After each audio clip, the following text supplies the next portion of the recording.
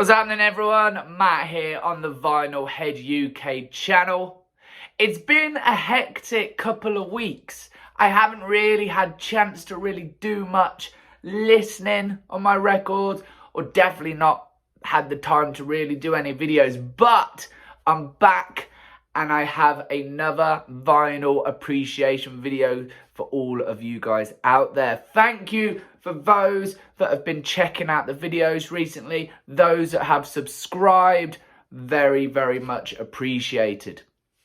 Today, I'm going to focus on another record that actually came onto my top 10 lists of albums that inspired me most. If you haven't seen that video, go back, check it out. But this one sits on there. It isn't rock. It isn't metal. It isn't country. It's a bit of blues. So if you've seen that video straight away, you're probably going to know which record it is, because there isn't really any blues bar one record on there. So let me introduce you to what is an amazing, incredible album. And that is, of course, The Ballad of John Henry by Joe Bonamassa, the blues guitar god.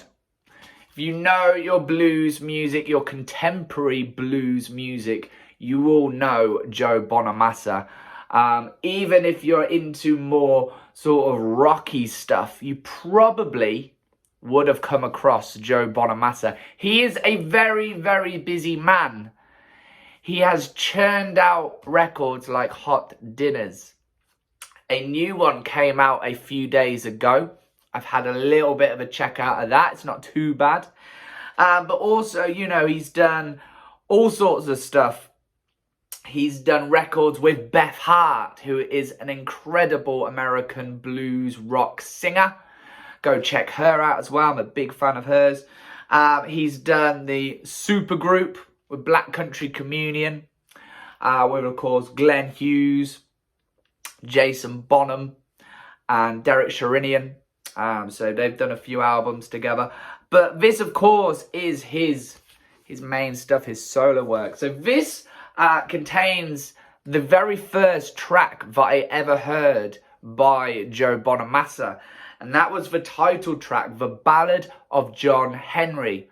I heard this great bluesy rock riff, and I was kind of hooked on it. I was hooked on this riff.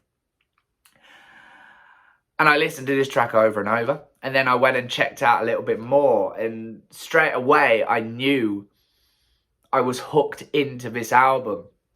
I wasn't hugely into blues. I wasn't a big blues nut at the time. My dad is still very much into his blues, but I wasn't hugely at that point. I'm still very rock, metal. This was out in 2009, so yeah, definitely around that time, my rock, metal really sitting above everything else. And this album started to get me more into blues music.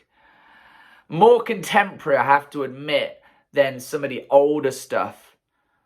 But I have gone back and checked out some of the older, sort of more Delta blues, and there is some amazing stuff out there as well. But yeah, I was hooked on a bit of Jobo, a bit of Bonamassa. Let's have a look at this.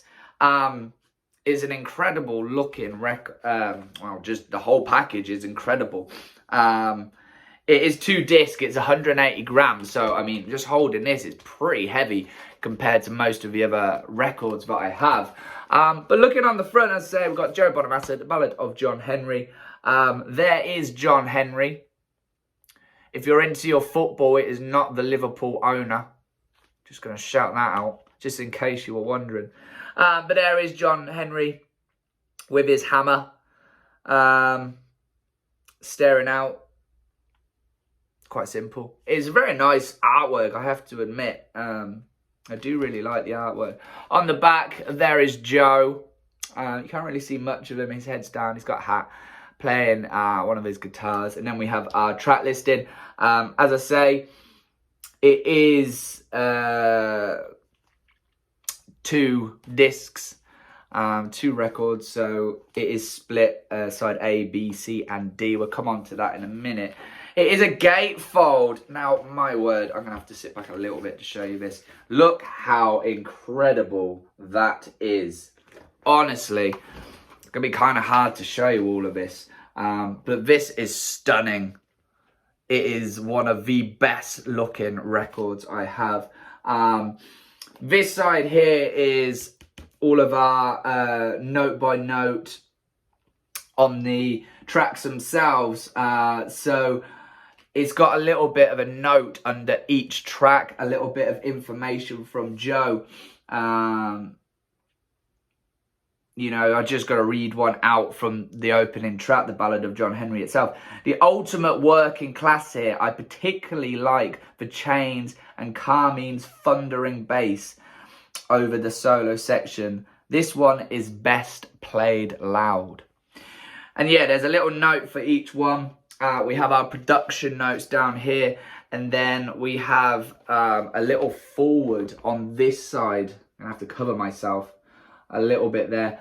A forward by Joe, and then his thank you notes down the bottom. You know, it just looks so good. The records themselves, kind of, they're cramped in a little bit, but even the vinyl themselves look just, I don't know what it is. I don't know if it's just that old school looking label, just that basic, but that looks like a record to me, which sounds really weird because, you know, every vinyl I've shared on this channel is going to look like a record, but I don't know what it is. Just that, can you see that label? It just, I don't know, just that old school look. It looks like something from the 60s or the 50s maybe. I think it's really cool. I really like it. I won't get out the other one because it's pretty much identical. That kind of, I don't know what colour you'd call it. That colour. With Joe Bonamassa, the Ballad of John Henry, and then our track listing. So it is identical on the second record, so I don't need to show you that. Track listing. Let me run you through it. So side A, the Ballad of John Henry, Stop and Last Kiss. Flip it over onto side B, Jockey Full of Bourbon, Story of a Quarryman, Lonesome Road Blues and Happier Times. On the second disc, side C, Feeling Good, Funkier Than a Mosquito's Tweeter, The Great Flood. And then finally onto side D, From the Valley, As the Crow Flies, and then Chains and Things, which is classed as a bonus track at the end of the record there. So that is our record overall broke down, which is good. You know, we don't want to be cramming tons of music onto one side. You know, it's going to get distorted, it's going to ruin it. I think especially on a record like this, it's not, you know, thundering metal where it just doesn't let up for 3-4 minutes, whatever. This has a lot of intricacies. The type of music that this is, there will be lots of room to breathe and very little intricacies in there. Little, you know, it isn't just full-blown soloing from Joe. There's little nuances of stuff he does with the guitar, which really, you know, shows through just very delicately, and you need to hear that stuff. The keys as well, the brass section, all of these elements, you know, we want to shine through and come through these speakers very clearly.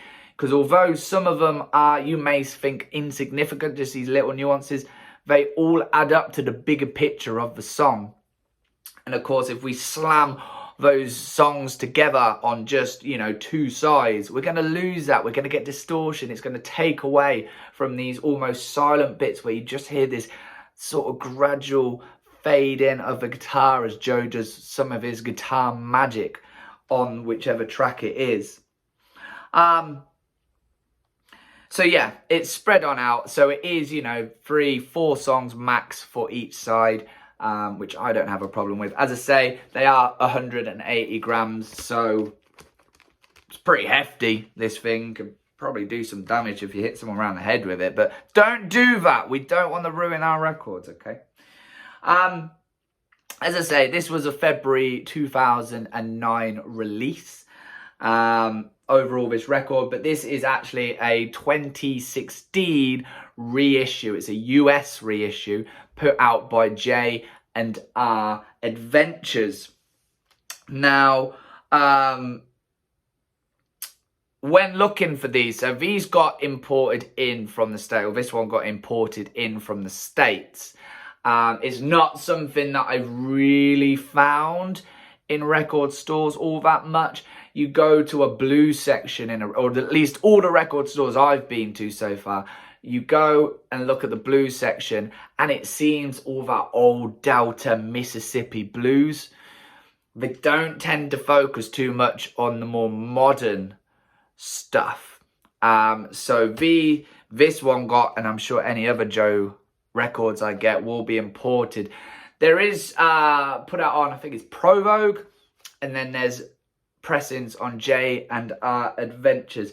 From what I've read, the Pro Vogue pressings try and avoid those. Just from what I've read, you know, you may think differently. Sound off in the comments if you have a Pro Vogue pressing, see what you think.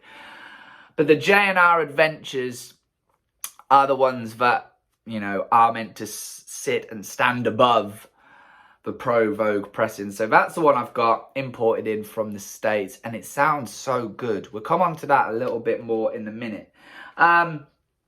In terms of who played on this record, so this was kind of the band that when I got into Joe and I saw him live the first few times, this was the solid band that he had around him. So obviously we have Joe on vocals and, you know, lead guitar. Blondie Chaplin on rhythm guitar, who is a very famous, well-known guitarist. Didn't really see him feature initially with Joe's band. I think I've seen him play with Joe later on though.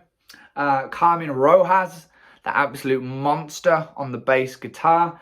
And then we had two drummers. So Anton Fig, who has been a long-term collaborator with Joe. He's played on pretty much most things that Joe has put out, bar the Black Country Communion stuff, you know, all the Beth Hart records, the live records, usually Anton Fig.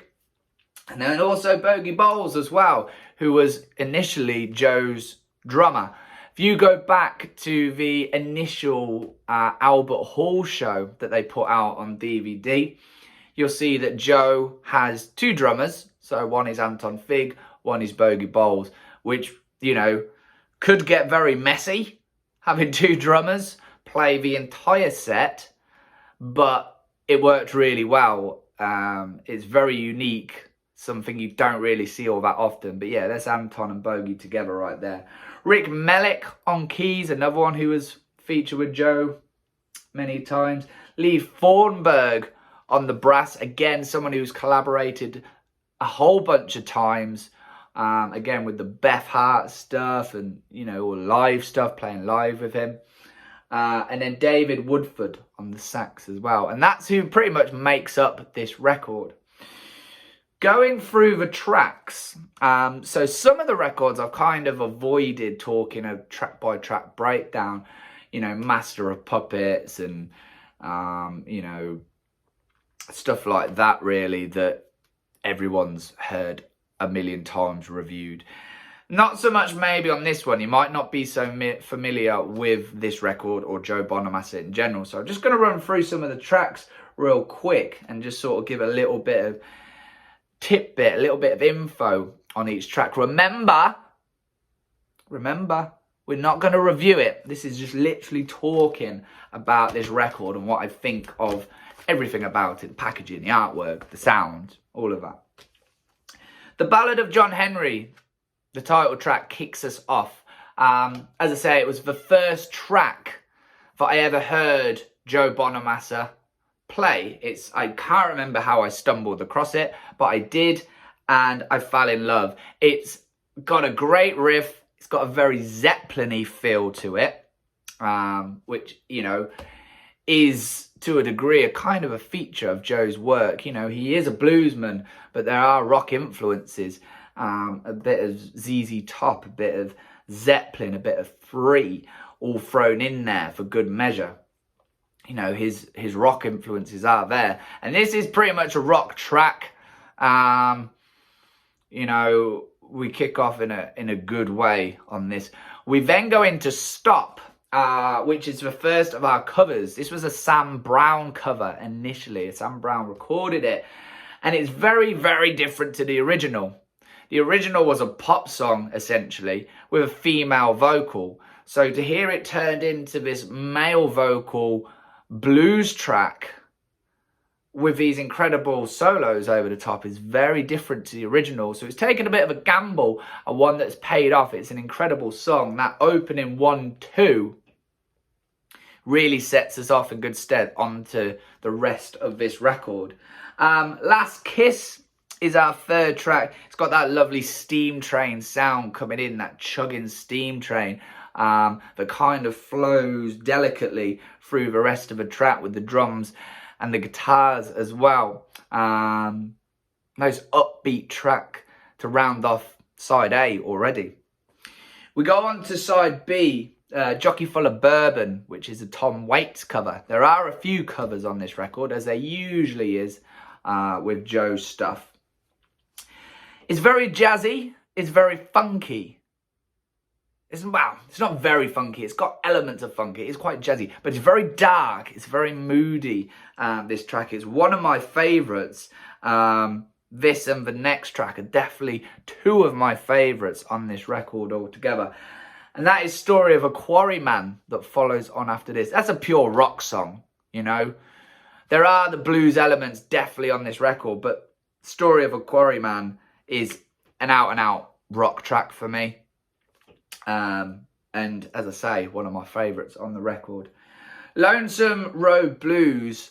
If you remember that British blues boom, you know, if you think Crossroads and stuff like that, Lonesome Road Blues will fit into that very neatly. If you're a fan of that sort of sound, you will dig Lonesome Road Blues. Absolutely got that British blues feel to it, very much so. And then into Happier Times, which starts off with this lovely Spanish sounding guitar. And this is one of those tracks which I talk about has those delicacies and those little nuances that, you know, if your record is sounding good and you've got a good pressing and you've got good sound system, you will pick up on these and it will add so much to the track. You know, I've talked about the records of thrash records, thrash metal records that I love, where it's just pretty much a wall of noise throughout. You don't get those intricacies on that sort of thing, but you do here. And this is definitely one of those tracks to really just shut your eyes and just take in everything that's coming around you.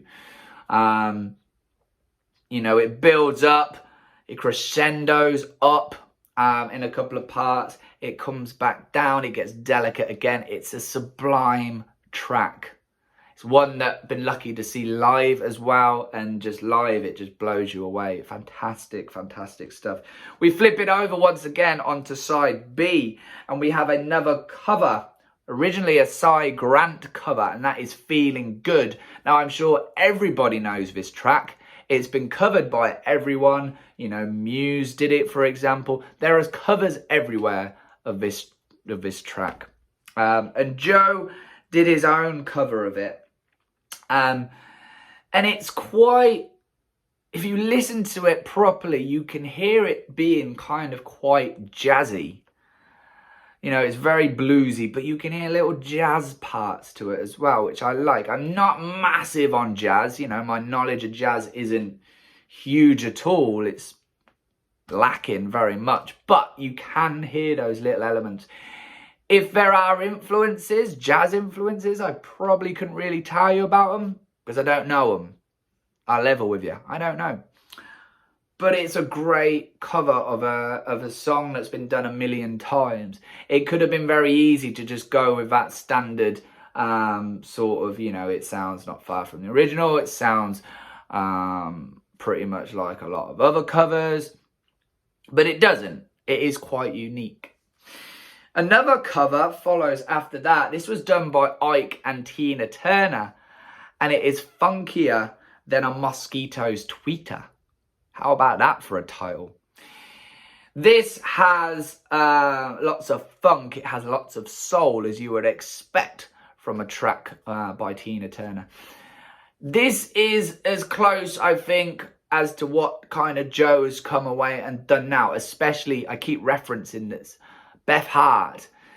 Go and check out the studio albums and even the live album that Joe and Beth have done together. There is loads of stuff like this on them. They basically take a load of old soul, blues, jazz tracks and cover them, put them out on these studio albums. And this was kind of the first instance really where we hear that soul-y, funky thing that Joe can do, as well as he can do the blues stuff. Big on the brass sections, you know, a lot of the brass coming through, really sitting forward in that production. And yeah, it's the sign of things to come, I think, with more modern Joe, as he progresses with what seems like records every 5 minutes coming out by him. And then we go into the Great Flood, which is incredibly haunting. There are some elements of Zeppelin, dare I say, a kind of Sabbath-y feel to it at the start as well. It's very much not, you know, if you're expecting to put this on and hear full Black Sabbath, you know, rip-off, you won't. But there's just something about it. I don't know if it's the hauntingness of it, but you can hear just that sort of small charm of Black Sabbath coming through, which, you know, I don't know whether Joe explored Sabbath. I can't believe he didn't with Tony Iommi's solos and stuff. At least once in his life, check those out. But yeah, and again, that Zeppelin reference, you can feel that a little bit. There's a lovely trade-off towards the end of the saxophone and Joe's guitar. Not, you know, kind of in your face and not too much on it, but just little trade-offs here and there, just little licks on the guitar and then the licks on the sax, which I love that sort of thing. I really dig that sort of thing. And it sounds phenomenal. Again, this is an amazing, amazing track. Again, filled with the nuances, filled with those subtleties. It needs to be turned up and just sat, close your eyes and take it all in. It really does. And then finally we go on to the last side, so From the Valley, which is a short little instrumental track. If you've heard him do Django, you'll know what I mean with this track. It's very along that sort of lines. And then finally another cover, As the Crow Flies, which was a Tiny Joe White cover. And that wraps us up. It's a blues stomper. It's very standard blues. You know, as it goes through. I mentioned Free earlier. You can hear Paul Rodgers' influence on Joe's vocals, which you can through this record a little bit, but this track alone, you know, you can hear that Joe is a big Paul Rodgers fan in the way that he's sort of, the pronunciation, his vocal style, you know, there's a lot of Paul Rodgers in it. And of course, you know, going back to that Albert Hall show, we see Paul Rodgers coming out with Joe and playing some stuff together. So, you know, dream come true, I imagine, for Joe Bonamassa there. It sounds great, as I say. I made the right choice, I think, with the J&R Adventures pressing. Everything is crystal clear, a little bit crackling. I think that's more to do with just needs a good dust on the record itself. It is a little bit crackly, but nothing that's horrendous that you can't live with. And I love this record. I don't know what else to say. I'm a huge fan of Joe. Going to see him live will blow your mind. He is one of the greatest guitarists I have seen, not just blues, but full stop. He holds his own against all of the metal and the rock guys. He is phenomenal. He's a busy, busy man. He's on about 1 million records. I really hope, if you haven't heard of him, that this video encourages you to go and check him out. You won't be disappointed. You really will not. He is just phenomenal. His voice has improved. His guitar work just gets better and better. There's, like I say, loads of albums to check out. But this, for me, is my favourite. The Ballad of John Henry is on my list of one of the 10 most inspirational or influential records for me. And as always, don't forget, go and subscribe. Thank you for those that have subscribed recently. Go and hit that bell for all notifications. Go and smash the like button. Hit that thumbs up. Do all of that stuff for me. Go and buy vinyl. Go and listen to vinyl. As always, I'm Matt. This is the Vinyl Head UK channel. Joe Bonamassa, The Ballad of John Henry. I'll catch you guys real soon.